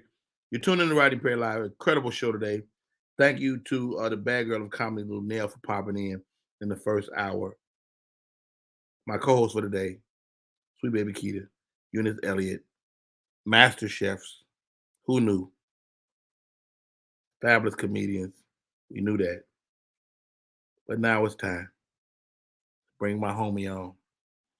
I asked him to come on the show. He said, man, will I? He's an entrepreneur. He's a vocalist. He's a great human being. I've had the pleasure of knowing him for the better part of the last decade, and he's joining us right now. Ladies and gentlemen, welcome to the show, Joe Little III, lead singer of the Rude Boys. What's up, Joe? What's up, man? Hey, when I saw you, I said, Joe might be going to the oven. He might, because Joe, you do it all. Yeah, man. Yes, sir. Hey, man, first of all, thank you so much for coming on the show. Yes, sir. Joe, man, it's written all over your face. Take me back to the beginning, man, because you with Gerald Levert, you know, and he discovered y'all, am I right? Oh, yeah, no doubt. So how? I mean, how did y'all connect? Man, you know what? I first met Gerald through Eric Nolan Grant from the OJs. Got it. And then from there, you know, I got one of the members of the Rude Boys. We were just a local band, and I got one of them to come to this night. Hold on, Joe. Was y'all just in Cleveland, like playing the little spots? Yeah. And people knew about y'all. Okay. Right, yeah. So we were just doing local and regional stuff at the time. And I was hanging out with Eric Nolan Grant, who at that time was singing background for Dennis Edwards of the Temptations. Oh, wow. And so, you know, I hung around him a lot because, you know, shit, he was on. As far as I'm seeing, you know, that's on to me. At that time, I'm like 19 years old. And so he used to get me up in this spot called The Reason Why, where it was a adult place, adults, like super adults. I was you a baby. A baby, man. But the talent up there was crazy. So I used to go there, and the lady that used to be the feature, she used to let me, chime in with her. And so I told one of the guys, Buddy, like, come on, man, let's go up to The Reason Why. It'd be jumping, let's go up there and sing, because we was like just doing bars and stuff. So we went up there, we were singing. In the midst of us singing, I seen Gerald standing on these steps. I never forget, he had like a damaged, used jean outfit on with some red snakeskin boots, dog. And I was like, man, dude, look at this cat. That's Gerald Levert. So I said, hey, everybody, we got Gerald Levert here. Gerald, come up and sing with us. And I could tell he was apprehensive. He was like, all right. He came up there, man, and we had a very, very explosive performance together. And from there, Gerald was like, man, I want to work with y'all. And so the next day, we went to this big mansion in Shaker Heights, Ohio, and went in, knocked on the door. Guy came to the door, Andy Gibson, who we would later find out was the president of Treble Productions, which was Gerald's, production company. And we went upstairs, made a left. As soon as I hit and see and look in the office, Eddie Levert there. Now I'm like, hold up, wait a minute now. I didn't know Eddie Levert was gonna be here, but Eddie and Gerald was there, and Gerald was like, "Hey man, these the guys I told you about last night, Dad. I want to work with them." And me and Buddy sang, and the rest is history, man. Wow. Where did the name come from, Rude Boys, or was there ever another name, another concept? We had a gospel group, Buddy and myself and my best friend Mark Jenkins, and this guy named Eric Davis. We started off as a gospel group called Power. Wow. But then there, Buddy was like, man, I want to do R&B, and I'm like, shit, I want to do R&B too. That's what it do. And so he came up with a name called the Rude Boys, but he got it off a button on Prince's jacket on the Controversy album. Really? Prince had a button on his lapel that said Rude Boy. And Buddy was crazy about Prince, and he said some crazy shit like, hey man, I think Prince is calling out for a male group. Like we need to be the Rude Boys. And I was like, the Rude Boys, you sure? Because I'd never liked the name. I didn't like. Okay. To be honest, but is the name that we held, and we kept it. Like when we met Gerald, we the Rude Boys, and he was like, the Rude Boys. He's like, all right, whatever. We didn't feel like going through trying to find names, and so the name stuck. That is so awesome to me, dude. Right. Wow. Tell me this, Joe, man. Talk to me about Ohio, because when you step back and look at Ohio, it's so much talent that comes out of Ohio. And, whether it's y'all or Levert or, Steve Harvey, Halle Berry, it's so much talent in that one incubator of this country. Talk to me about coming out of there and what that means. Kim Whitley, one of your girls. Kim Whitley, her and Gerald went to school together. They grew up together. I mean, so much talent, bro. I mean, it's a hard place, man, especially for a black person to come up out of, man. A lot of people don't know, like, what we deal with in Ohio. It's one of the most important places when the presidential election comes. You see that. It hinges on Ohio. Yeah, that's because of the cold. We got cold like a mug, man. Like we got water that's up under us, that's fresh, clean water. We got oil, like different stuff, like it's weird. But the talent here is crazy, man. What's the other guy that was in the movie? Hustle and Flow. He from Cleveland. The actor. Really? Yeah, I can't think of his name. Terrence Howard from Cleveland. LeBron James, Akron, 30 minutes away. You know what I'm saying? It's just, I don't know, man. It's something in the water, bro. But and the mistake by the lake, it's something in that lake water, man. But they hate us. We are the butt end of every joke, man, Ohio, man. But we have crazy talent. We've done some amazing things out of here as far as different artists, recording. filmmakers, actors, actresses, athletes, and it just is a thing, man. But we don't get our credit. We don't get our credit, man. Hey, man, talk to me about this, Joe, man, because you know you're not only a incredible vocalist, seen it with my own eyes. Your range is crazy, but you're a businessman. You know, I follow you on Clubhouse. You are constantly recreating and recreating. I mean, I think that's why you're relevant after so many years. Give your boy some the coffee breakdown. The coffee, bro. Yes. I've been doing it for years, and you've been watching me actually, man, and you watch it in stages. But I've been doing it since 2009. Urbane, Urbean, Joe Coffee.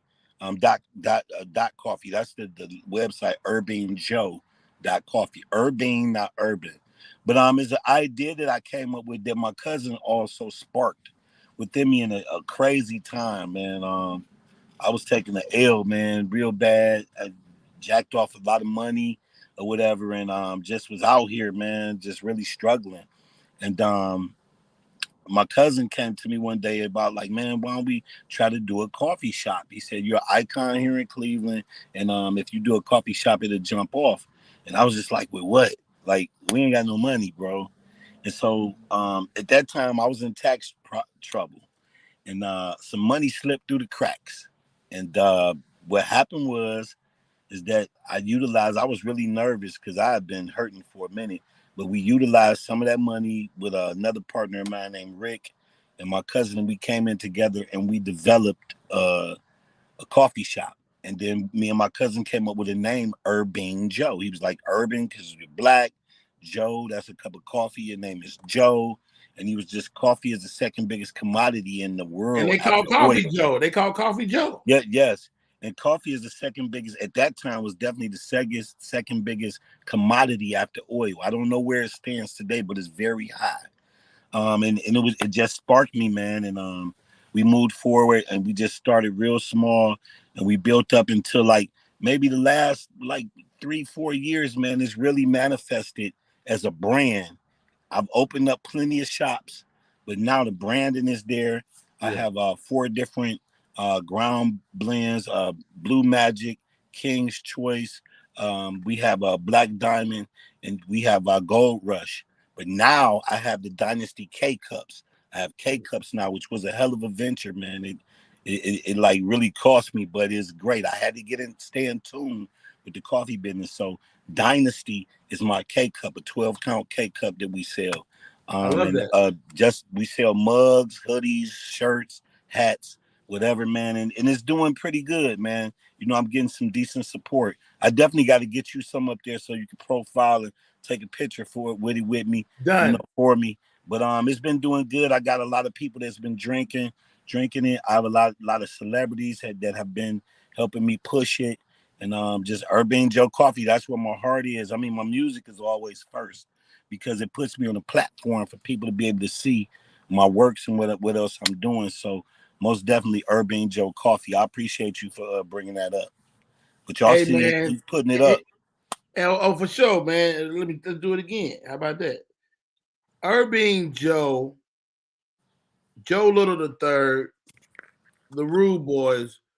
Tell me this, dog, because Written All Over My Face is one of my favorite songs. What y'all be saying in the beginning? What, shoot up? No. Like when they first start talking. I say, hey y'all think y'all can sing this song? I say, yo Larry, you think you can sing this song today? And he be like, I'm kind of hoarse. I'm like, Melvin, buddy, no. I was like, all right, man, we gonna do it. And I'd be like, and kick it. Shut up. Yeah. Then we come in on it, man. That's a classic. Dude, I remember the day that we did that in the studio. Gerald was there, all of us was there. And we knew that this song was special, dude. Like, even if you listen to the long version, the album version, to the end, we at the end, like, hype, like, whoop, whoop, whoop. And Gerald, like, man, let's hope we just sell 1 million.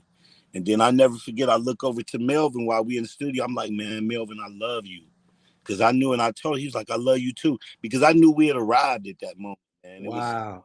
I mean, how the presence of knowing that moment is amazing. Yeah, man. When you know as a feeling, as a vibe. And I tell people, we are hardwired with intuitive prowess and things that help us know when something is what it is. And at that moment, I knew that song was going to be amazing.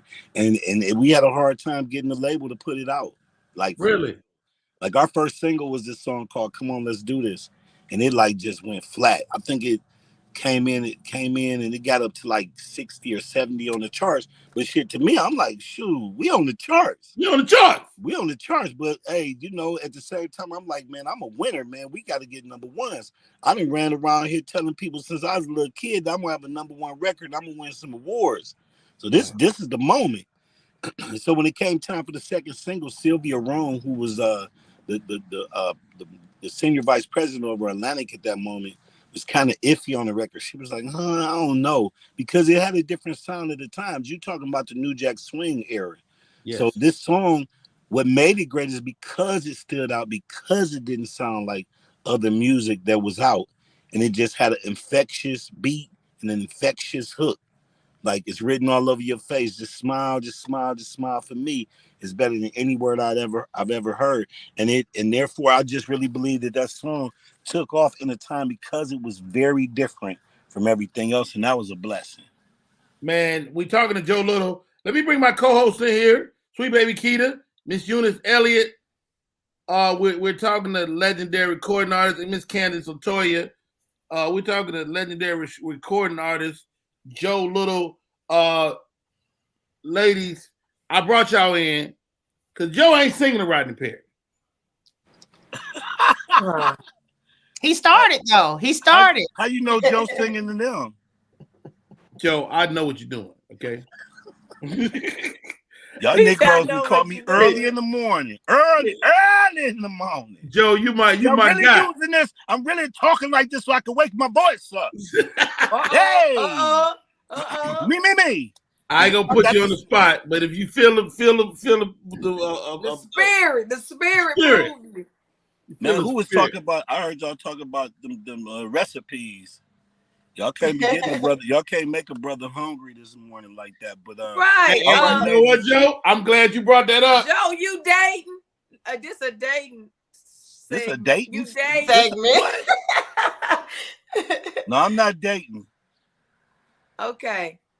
Go ahead and sing. You from Cleveland, not dating. No, I'm not dating. I got a girlfriend. I can't get beat up. Look at you. Y'all gonna get me beat up. Hey. Okay, y'all ready? Yeah, let's go. I know that I'm a very lucky guy to have someone like you.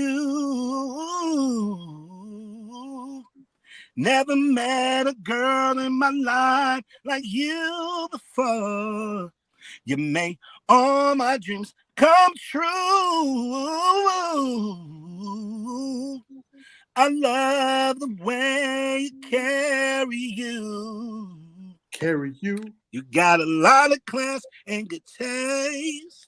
Right. And you don't have to say how much you care for me because it's written all over your face. I'm gonna be a back up there. It's written all over your face. Hey. Ooh. You don't have to say a word. You don't have to say a word. Smile for me is better than any word I've ever heard. Yeah. Joe Little. Lead singer of the Rude Boys. Right. That boy good. That boy good. Where's my fan at? I need my fan back. Look. Joe Coffee. Young people don't know you like that. They gonna think we out here doing it.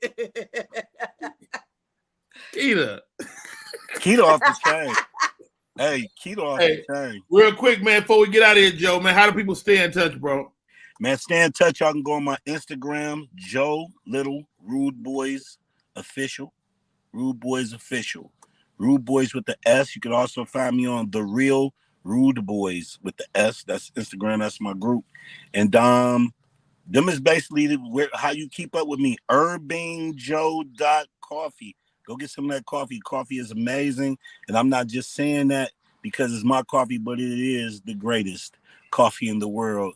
And y'all just follow your boy on Instagram, follow my group on Instagram, and let's stay connected, man. And Rodney, I really, really appreciate. Listen, let me tell y'all, this dude is my real friend. We are friends in real life. Like, I love this guy. He's a big brother. One of the first people I met when I got to Atlanta through Madeline. And ever since then, we've been rocking like brothers, man. I got about 1,000 pictures of us together doing stuff, doing events together, hosting together. I mean, we tuxed up, looking good and fresh. We got a few tux pictures. Man, we got a few tux pictures. But I thank you, man. It's been a pleasure knowing you, Rodney, and thanks for adding value to my life, man. You always put me out here. You always showing me love. And I know that there's nothing that I would not do for you within reason. Pause within reason. I ain't gonna ask you nothing. Right. But yeah, look at sister with the pigtails. What's her name? Sweet baby Keita. Sweet baby Keita. Sweet baby Keita. But thank you, ladies, for having me today. Thank you. Thank you to your assistant Candy for keeping me in line and making sure everything fell in place. You know, and love y'all, man. I appreciate it. Hey, man, mad love, mad respect. That man is Joe Little III, lead singer of the Rude Boys, and the proprietor of Urbing Joe Coffee, man. Hey, it's an honor and a privilege. Thank you, Joe. Yes, sir, man. Thanks for having me on, Rodney. My man. Hey, really appreciate that. Miss Eunice, how do we stay in touch? How do we find you? You know, I use my government name on all socials. So what you see under my name, Eunice Elliott, my website is euniceelliott.com. And I'm always doing something. You know, I write books. I do TV. I act. I write movies. I do stand-up. I have dogs. I mean, I'm pretty amazing. I mean, now that I hear me say it out loud. I'm around. Yeah. Speaking of amazing, she's on the show today. She puts cinnamon in her mac and cheese. Oh my God. You heard it here. Let's not forget. You heard it here. Let's not forget the pineapple. Salmon croquette. Let's not forget the pineapple. Shut up, Candace. Quit telling all my secrets. Sweet baby Keita. Hey, it's not Cooking with Comics, it's Cooking with Keita. That's the show. Cooking with Keita.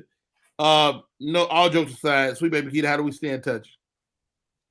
It's Sweet Baby Keita at Sweet Baby Keita on Instagram. Sweet Baby Keita just like that on Facebook. That's my fan page. I am going to be at Uptown Comedy Corner on Monday. We are filming a movie, and it's about, well, I'm the main character. It's called The Joke Book, and we're filming The Joke Book All Stars. So if anybody want to come out and be a part of the audience and be on film, it has been picked up by Tubi. So we will be doing that on Monday, the 25th, July 25th at Uptown. Please come out. Please come out and enjoy, sit in the crowd. We're going to bring our A game and film this thing and finish it out. Candace LaToya, how do we find you? You can find me on Instagram at Candace_LaToya and on the Rodney Perry Live Show. Hey, my name is Rodney Perry. You're tuned in to Rodney Perry Live. We do this every day. We cannot do it without you. Thank you for tuning in. That is our show.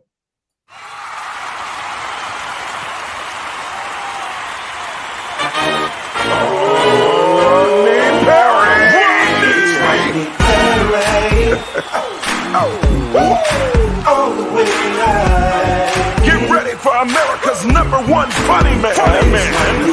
What? Hey. Make some noise. Ladies and gentlemen, from LA to New York, Chicago to Mississippi, let's give it up for America's #1 funny man, Rodney.